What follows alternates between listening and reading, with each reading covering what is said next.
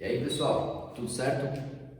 Então a gente vai iniciar as aulas de eletrodinâmica. Eletrodinâmica é a parte da física, é a parte da elétrica que trata das cargas em movimento, beleza? Então as cargas estão se movimentando agora. Só que para a gente ter alguma aplicação, para a gente conseguir utilizar essas cargas em movimento para alguma coisa boa para nós, basicamente a gente precisa ter um tipo específico, uma forma de que as cargas se movimentem, ou seja, estabelecer uma corrente elétrica, certo? O que é a corrente elétrica, então? É o movimento ordenado de cargas. Imagine que eu pego um trecho de um fio, certo? Fio condutor, eu tenho várias cargas ali, então eu tenho aqui um fio. A gente sabe que num condutor metálico os elétrons estão livres para se movimentar. Então tem vários elétrons. Só que esses elétrons eles não estão se movimentando de forma totalmente desordenada. Vai ter elétron indo para cima, para baixo, para um lado, para o outro, uma loucura só. Isso não é corrente elétrica. Como que eu posso fazer para estabelecer uma corrente nesse fio? Eu posso pegar esse fio e conectar ele a uma bateria. Um polo positivo e um polo negativo de uma bateria, por exemplo. Então eu coloco um polo positivo e um polo negativo. A gente sabe que os opostos se atraem, não tem uma parada assim? Então os elétrons agora, eles vão ter um movimento preferencial. Eles vão desejar, eles vão querer todos, vai ser da natureza deles, com que todos passem a se mover em direção ao polo positivo. Isso é corrente elétrica. Existe um sentido preferencial no movimento dessas cargas. Beleza? Primeira coisa, usualmente a gente não fala de polo positivo e polo negativo. Basicamente eu teria um potencial elétrico maior, lembra lá de potencial elétrico? E um potencial elétrico menor, certo? Quando a gente fala em polo positivo, é maior potencial elétrico. Quando a gente fala de polo negativo, é menor potencial elétrico. Os elétrons se movem na direção do polo de maior potencial elétrico, né? Basicamente, então, a gente está falando de uma diferença de potencial. É a diferença de potencial que faz com que esses elétrons se movam. É como se eu pegasse um cano e botasse uma bolinha. Se o cano está nivelado assim, ó, a bolinha não vai nem para um lado nem para o outro. O que acontece agora se eu faço isso aqui? A bolinha não vai escorregar para um lado? Seria uma diferença de potencial gravitacional, né? Ela vai para um lado. Aqui é uma diferença de potencial elétrico. As cargas vão se mover em direção ao potencial elétrico lá positivo. Só que esse conhecimento, pessoal, ele foi adquirido depois de que os elétrons são negativos, se movem em direção ao polo positivo, de maior potencial elétrico. E por isso existe uma confusão no sentido da corrente. Basicamente, esse sentido de movimento aqui, ó, que é o que está de fato acontecendo com o caso dos elétrons, a gente diz que é o sentido real da corrente.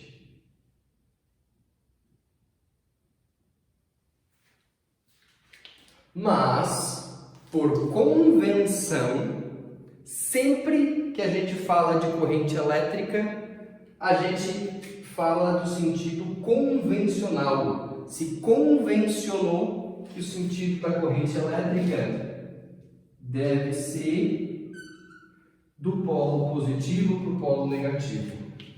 Então, esse aqui é o sentido convencional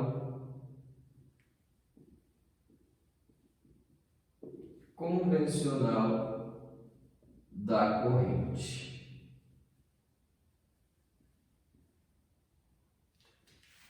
João, qual que é para usar, afinal? O usualmente, a maioria das vezes, a gente usa esse sentido. Então, os elétrons se movem em direção ao polo positivo, mas por convenção se adota que a corrente elétrica aponta para o polo negativo, do polo mais para o polo menos, certo? Então, para onde que a corrente vai? Para lá. Sentido convencional, certo? Por motivos históricos, a gente adota que a corrente elétrica é sempre do mais para o menos. Ok? Beleza? E essa corrente, ela pode acontecer, pessoal, ela pode existir em dois tipos. O primeiro tipo seria esse aqui, ó, no caso de uma bateria, né? Eu fui lá e liguei isso aqui numa bateria, numa pilha, enfim. Os elétrons começam a ter um sentido de movimento que é em uma direção preferencial. A gente chama isso de corrente contínua, certo? Quando que a corrente é contínua? Quando os elétrons eles têm um movimento sempre na mesma direção e sentido. Isso então é o que acontece nas pilhas, nas baterias. Vou botar aqui, ó. O que acontece nas pilhas, certo? Pilhas ou baterias. Agora, a gente vai estudar como e por que se faz isso. Também existe o tipo de corrente elétrica que a gente diz que é alternada, corrente alternada, beleza? O que é a corrente alternada? É como se os elétrons eles fossem de um lado para o outro, de um lado para o outro, de um lado para o outro, muito rapidamente. Isso, pessoal, é o que acontece na nossa casa, nas tomadas. A tomada, a corrente que a gente recebe na tomada é uma corrente alternada. Como que faz para ter corrente alternada? É um efeito eletromagnético, a gente estuda lá na frente. Por que se faz isso? Basicamente, quando um elétron se desloca em um condutor, ele vai perdendo energia. Imagina agora que a energia gerada lá na Itaipu tivesse que chegar até aqui. O elétron que sai de lá, né, na verdade, tivesse que chegar até aqui.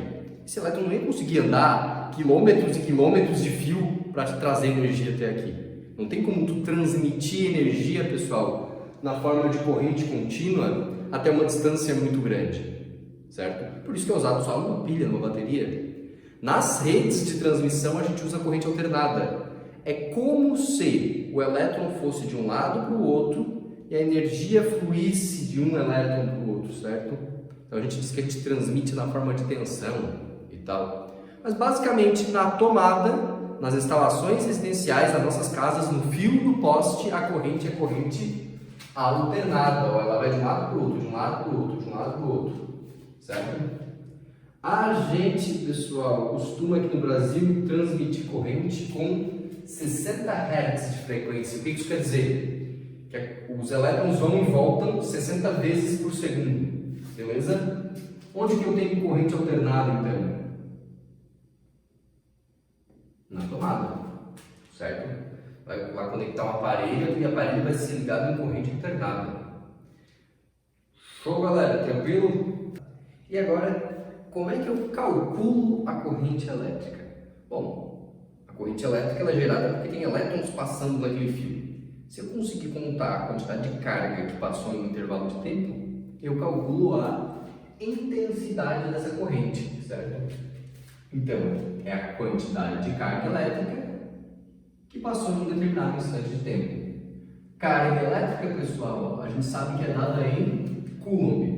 E aí eu vou lembrar uma coisa para vocês que é bem importante, né? Lembrem que eu posso calcular a carga fazendo N vezes E, certo?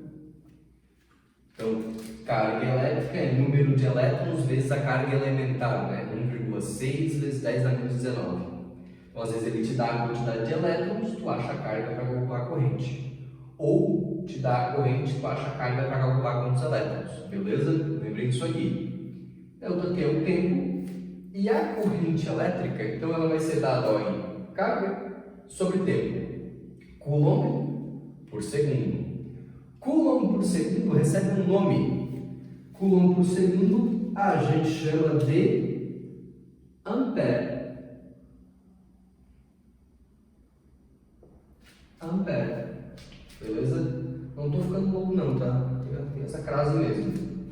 O que é o tal do ampere aqui? O ampere é a mesma coisa que Coulomb por segundo. Então, se falar lá a amperagem é a corrente. Falou lá que a amperagem é 2 amperes, lá, a corrente é 2 amperes. Quer dizer que passa 2 coulombs de carga a cada segundo. Ampere é coulomb por segundo. Beleza? Show? E ainda a gente tem uma propriedade gráfica, né? Percebam que carga é corrente vezes tempo. Portanto, se eu tiver um gráfico de corrente por tempo, a área desse gráfico, pessoal, a área desse gráfico, certo? Vai ser a carga. O que eu vou fazer aqui então? Vem aqui, calcula essa área, que nesse caso seria um trapézio, né? Como é um gráfico que é de corrente por tempo, essa área está representando a carga elétrica. A área embaixo do gráfico é a quantidade de carga elétrica, beleza?